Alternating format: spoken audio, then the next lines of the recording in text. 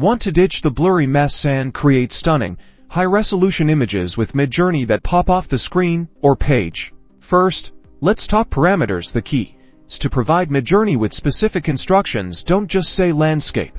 Specify details like aerial view, golden hour lighting, 8000 resolution, and photorealistic. The more detail you give, the better the result. Aspect ratios also play a crucial role. Using AR followed by your desired ratio like AR 169 or AR 30 to helps you tailor the image for specific uses. Widescreen for YouTube, square for Instagram. Once you have your initial image, upscaling is key. Experiment with the different upscale buttons.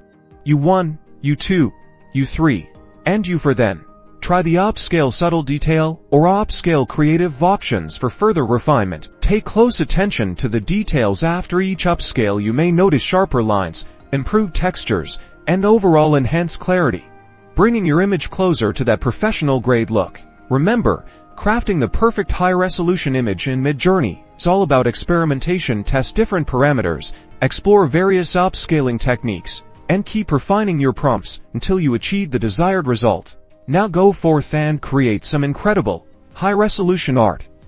Don't forget to like and subscribe for more Midjourney tips and tricks.